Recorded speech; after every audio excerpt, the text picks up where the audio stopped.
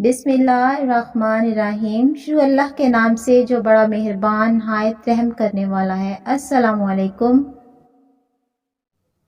حضرت لال شہباز قلندر سرکار تشریف لے جا رہے تھے تو ایک ریچھ نچانے والا نظر آیا۔ حضرت لال شہباز قلندر رحمۃ اللہ علیہ نے پوچھا، تم کون ہو؟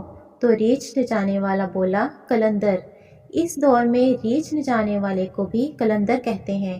آپ رحمت اللہ علیہ بے اختیار مسکرا دیے، کہنے لگا، آپ کون ہیں؟ آپ نے کہا، میں بھی قلندر ہوں۔ اس نے کہا، آپ کیسے قلندر ہیں؟ نہ آپ کے پاس ریچھ نہ ڈگڈگی، تو آپ تماشا کیسے دکھائیں گے؟ آپ رحمت اللہ علیہ نے فرمایا، پہلے تم دکھاؤ پھر میں دکھاتا ہوں۔ ریچھ والے نے ڈگڈگی بجائی، ریچھ کھڑا ہو کر ناچنے لگا۔ اس نے کہا، اب آپ کی باری ہے۔ حضرت لال شہباز قلندر رحمت اللہ علیہ دو درختوں کی ٹہنیوں پر کھڑے ہو گئے اور فرمایا، نیچے سے گزر جاؤ، مگر یاد رکھنا آگے جانا، واپس کبھی مت آنا۔ ریچھ والا جیسے ہی نیچے سے گزرا، ماحول ہی بدل گیا، نہ وہ سورج کی گرمی نہ گرد و غبار، جہاں تک نظر گئی خوبصورت پہاڑ، سرسبز وادیاں، نہ موسم گرم نہ ٹھنڈا۔ ریچھ والا اب بھی اسی سوچ میں ہی تھا کہ دیکھا ایک عظیم لشکر گھوڑوں پر سوار تیزی سے اس کی طرف بڑھ رہا ہے۔ ریچھ والا گھبرا گیا کہ آج تو جان گئی۔ پاس آ کر لشکر کا سپہ سالار آگے بڑھا۔ اس سے پہلے کہ ریچھ والا کچھ کہتا، سپہ سالار بولا، بادشاہ سلامت، آپ کہاں غائب ہو گئے تھے؟ آپ کی سلطنت آپ کا انتظار کر رہی ہے، اور ملکہ عالیہ کا رو رو کر برا حال ہے۔ وہ حیران پریشان انہی شاہی گھوڑے پر سوار ہو کر چل دیا۔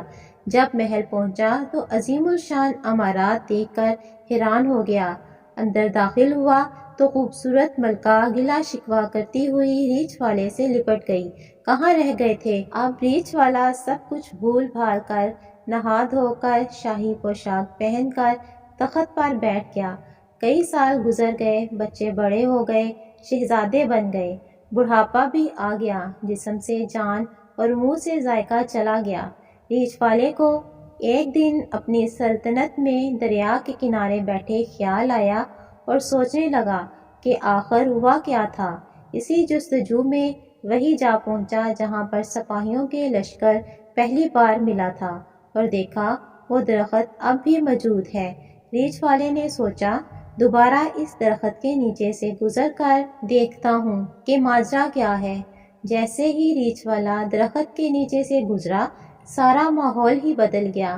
وہی وقت، وہی مقام، اس کا ریچھ اور ڈگڈگی اس کے سامنے پڑے ہوئے تھے، وہی گرمی، وہی گرد و غبار۔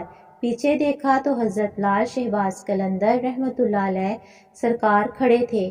اس کی حالت غیر ہو گئی، بولا، جناب، میری سلطنت، میری ملکہ، میری شہزادی۔